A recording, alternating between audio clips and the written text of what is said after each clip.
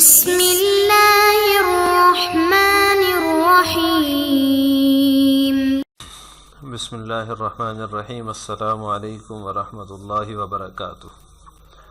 آج آثار السنن کا 14واں سبق ہے اور اس سبق کے اندر بھی ہم احادیث کا ترجمہ اور تشریح پڑھیں گے۔ گزشتہ سبق میں ہم نے حدیث نمبر 4 تک 2، 3 اور 4 کا ترجمہ اور تشریح پڑھی ہے۔ آج کے سبق میں ہم باقی جو باب المیاہ کے تحت احادیث ہیں 5، 6، 7، 8، 9، 10 اور 11 ان احادیث کا ترجمہ اور تشریح پڑھیں گے۔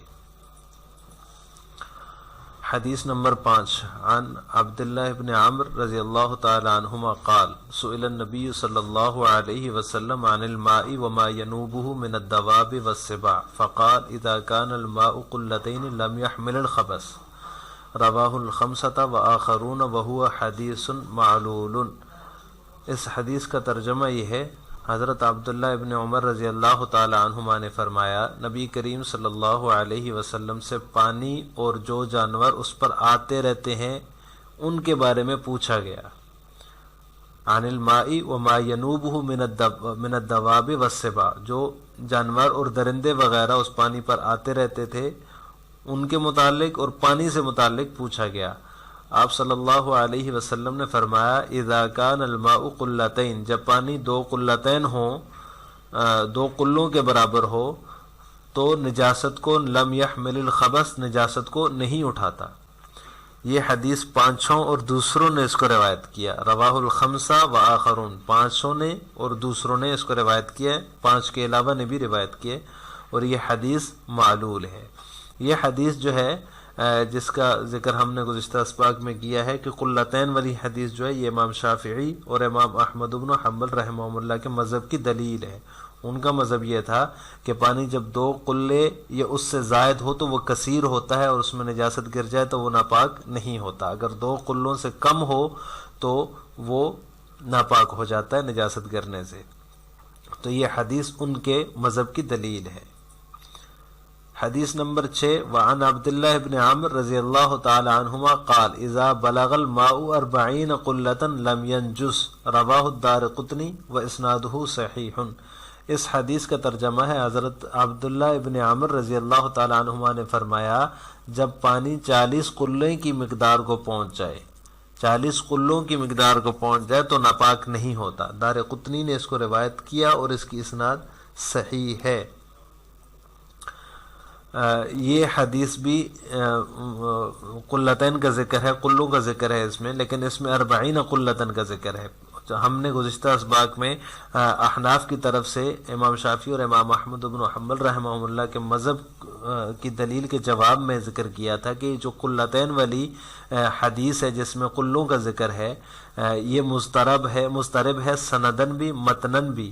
تو یہ متنن مضطرب کی مثال ہے کہ یہ حدیث اس میں یہاں پہ 40 قلتن ہے اور اس سے پہلے والی حدیث میں قلتین کا ذکر ہے، تو یہ حدیث جو ہے یہ متنن مضطرب کی مثال ہے۔ حدیث نمبر 7 ہے عن ابن عباس رضی اللہ تعالی عنہ ان امرأة من ازواج النبی صلی اللہ علیہ وسلم اغتسلت من جنابۃ فتوضأ النبی صلی اللہ علیہ وسلم بفضلہ فذكرت ذلك له فقال ان الماء لا ينجسه شيء رواہ احمد وفی اسنادہ لین۔ اس حدیث کا ترجمہ ہے، حضرت عبداللہ ابن عباس رضی اللہ تعالی عنہ سے مروی ہے نبی کریم صلی اللہ علیہ وسلم کی ازواج میں سے ان امرأۃ من ازواج النبی، نبی کریم صلی اللہ علیہ وسلم کی ازواج میں سے اغتسلت من جنابۃ، ایک خاتون نے غسل جنابت کیا۔ فتوضأ النبی صلی اللہ علیہ وسلم، پھر نبی کریم صلی اللہ علیہ وسلم نے اس کے بچے ہوئے پانی سے وضو کیا۔ فذکرت ذلک لہ، پس انہوں نے اس بات کا آپ صلی اللہ علیہ وسلم سے ذکر کیا۔ فقال، آپ صلی اللہ علیہ وسلم نے فرمایا ان الماء لا ينجسه شیء، بے شک پانی کو کوئی چیز ناپاک نہیں کر سکتی۔ آپ صلی اللہ علیہ وسلم کی ازواج میں سے ایک خاتون نے غسل جنابت کیا، ان کے غسل سے جو بچا ہوا پانی تھا اس سے آپ صلی اللہ علیہ وسلم نے وضو فرمایا۔ تو جب ان خاتون نے آپ صلی اللہ علیہ وسلم کی زوجہ مطہرمہ نے دیکھا تو انہوں نے آپ صلی اللہ علیہ وسلم سے ذکر کیا کہ اس سے تو میں نے غسل جنابت کیا ہے۔ تو آپ صلی اللہ علیہ وسلم نے فرمایا ان الماء لا ينجسه شيء، پانی کو کوئی چیز ناپاک نہیں کر سکتی۔ امام احمد بن حنبل رحمہ اللہ نے اس روایت کو اپنی مسند میں ذکر کیا ہے، وفی اسنادہ لین، اس کی سند کمزور ہے، اس کی سند میں ضعف پایا جا رہا ہے۔ لین کا مطلب یہ ہے کہ کمزور ہے۔ حدیث نمبر 8 ہے عن ابی سعید الخدری رضی اللہ تعالی عنہ قال قیل یا رسول اللہ اتتوضأ من بیر بضاعہ وہی بیر یطرح فیہا لحوم الکلاب والحیز والنتن فقال الماء طہور لا ينجسه شیء، رواہ ثلاثہ وآخرون وصححہ احمد وحسنہ الترمذی وضعفہ ابن القطان۔ اس حدیث کا ترجمہ یہ ہے کہ ابو سعید خدری رضی اللہ تعالی عنہ نے فرمایا کہ عرض کیا گیا، قیلا عرض کیا گیا، یا رسول اللہ، اے اللہ کے رسول، اتتوضأ من بیر بضاعہ، کہ آپ بیر بضاعہ سے وضو کرتے ہیں، وہی بیر یطرح فیہا، حالانکہ وہ ایسا کنواں ہے، یطرح فیہا جس کے اندر ڈالی جاتی ہے لحوم الکلاب کتوں کا گوشت، والحیز حیض کے خون سے آلودہ کپڑے، والنتن اور بدبودار اشیاء، تو اس کے اندر تو یہ چیزیں ڈالی جاتی ہیں، کیا آپ اس سے وضو فرماتے ہیں؟ فقال، تو آپ صلی اللہ علیہ وسلم نے فرمایا الماء طہور، پانی پاک ہے، لا ينجسه شیء، اس کو کوئی چیز ناپاک نہیں کرتی۔ آگے امام نووی رحمہ اللہ فرماتے ہیں رواہ الثلاثہ وآخرون، تینوں ائمہ نے اس کو ذکر کیا، اس کو روایت کیا، اور اس کے علاوہ بھی محدثین نے اس روایت کو نقل کیا ہے۔ وصححہ احمد، امام احمد بن حنبل رحمہ اللہ نے اسے صحیح قرار دیا ہے۔ وحسنہ الترمذی، اور امام ترمذی رحمہ اللہ تعالی نے اس کی تحسین کی ہے، اس کو حسن قرار دیا ہے۔ وضعف ابن القطان، اور ابن قطان رحمہ اللہ تعالی نے اس حدیث کو ضعیف قرار دیا ہے۔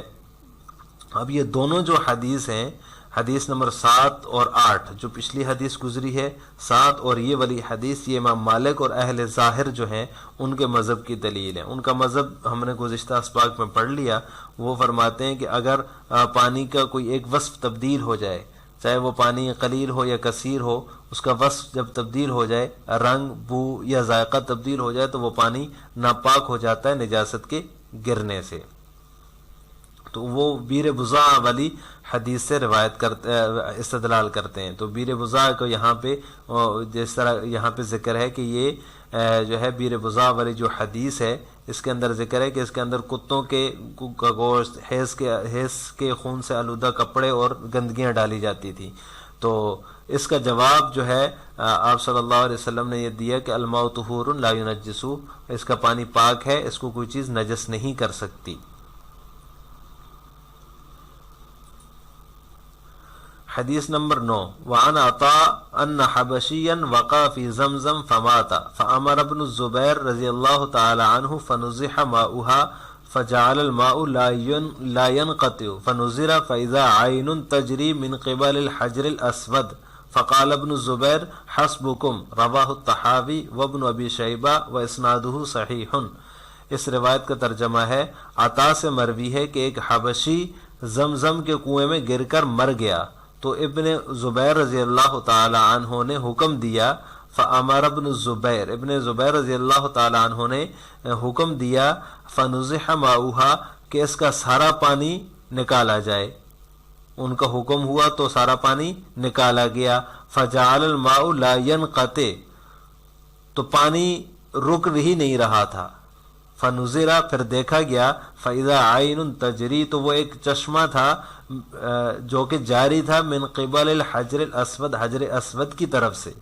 فقال ابن زبیر، تو ابن زبیر رضی اللہ تعالی عنہ نے فرمایا، حسبکم، کہ اتنا تمہیں کافی ہے جتنا پانی تم نے نکال لیا ہے۔ طحاوی اور ابن شیبہ نے اس روایت کو ذکر کیا ہے اور اس کی سند صحیح ہے۔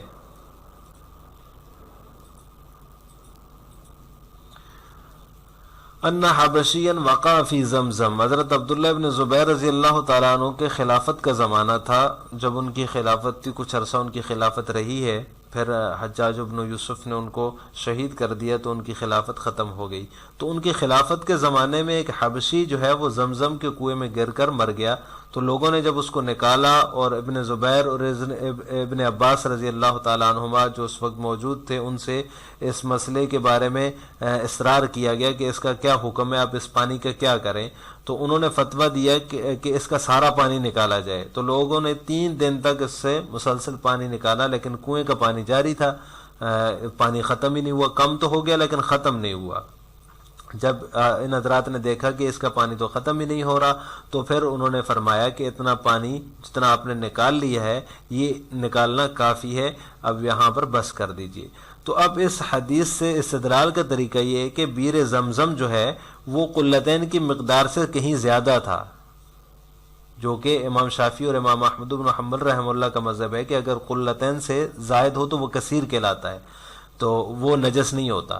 اب یہاں پر دیکھیں یہ جو زمزم کا کنواں ہے اس میں جو پانی تھا وہ قلتین کی مقدار سے بہت زیادہ تھا، اور اس کے باوجود صحابہ نے 3 دن تک مسلسل پانی نکالا، بہت زیادہ پانی نکالا۔ اگر یہ بات ہوتی کہ وہ اس کی تحدید کرتے کہ قلتین سے زیادہ ہے لہٰذا کچھ نہیں ہوتا، نجس نہیں ہوا، اس کے باوجود انہوں نے 3 دن تک مسلسل پانی نکالا، تو پتہ چلا کہ قلتین کی جو تحدید ہے جو کہ امام شافعی اور امام احمد کے مذہب کے نزدیک ہے وہ درست نہیں ہے، ورنہ صحابہ کرام اس پر ضرور عمل کرتے اگر وہ تحدید درست ہوتی۔ حدیث نمبر 10 ہے عن محمد بن سیرین ان زنجیا وقع فی زمزم یعنی فمات فامر به ابن عباس رضی اللہ تعالی عنہ فاخرج وامر بها ان تنزع قال فغلبتهم عين جاءتهم من الركن فامر بها فدمست بالقباطي والمطارف حتى نزحوها فلما نزحوها انفجرت عليهم رواه الدارقطني واسناده صحيح۔ اس حدیث کا ترجمہ یہ ہے کہ محمد بن سیرین رحمہ اللہ سے مروی ہے کہ ایک حبشی چاہے زمزم میں گر کر مر گیا، زمزم کے کنویں میں گر کر مر گیا، فامر به ابن عباس، تو ابن عباس رضی اللہ تعالی عنہ نے حکم دیا اس آدمی کے بارے میں، فاخرجا تو اس کو نکالا گیا، وامر بها اور کنویں کے بارے میں حکم دیا، ان تنزح کہ پورا پانی نکالا جائے، قال فغلبتهم، راوی کہتے ہیں ایک چشمہ ان پر غالب آ گیا، فغلبتهم عین، ایک چشمہ ان پر غالب آ گیا، جاءتهم من الرکن، جو کہ حجر اسود کی طرف سے آ رہا تھا، فامر بها، پس ابن عباس رضی اللہ تعالی عنہما نے حکم دیا، فدمست بالقباطی والمطارف حتی نزحوها، تو اس کو سوتی اور ریشمی کپڑوں سے بند کیا گیا یہاں تک کہ حتی نزحوها، یہاں تک کہ اس کا سارا پانی نکال لیا گیا، فلما نزحوها انفجرت علیہم، پھر جیسے ہی سارا پانی نکالا گیا چشمہ انفجرت علیہم ان پر ٹوٹ پڑا، پھوٹ پڑا۔ دارقطنی نے اس کو روایت کیا ہے اور اس کی سند صحیح ہے۔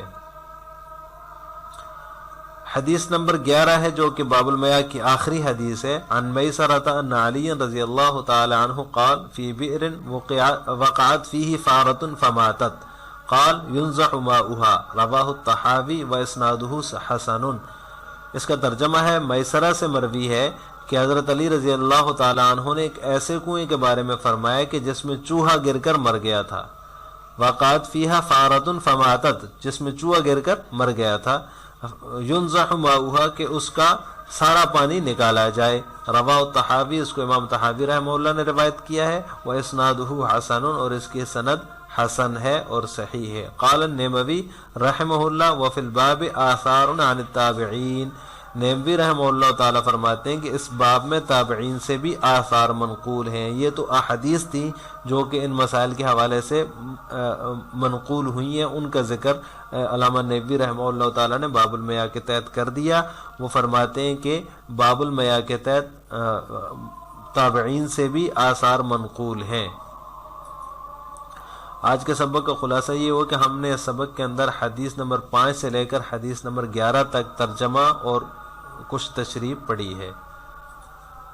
آخر میں آپ سے 2 سوال ہیں۔ نمبر 1، حدیث قلتین کس امام کے مذہب کی دلیل ہے؟ اس کا جواب آپ نے کمنٹ باکس میں دینا ہے۔ نمبر 2، کس زمانہ خلافت میں حبشی زمزم کے کنویں میں گر کر مر گیا تھا اور پھر اس کو نکالا گیا، سارا پانی نکالنے کا حکم دیا گیا؟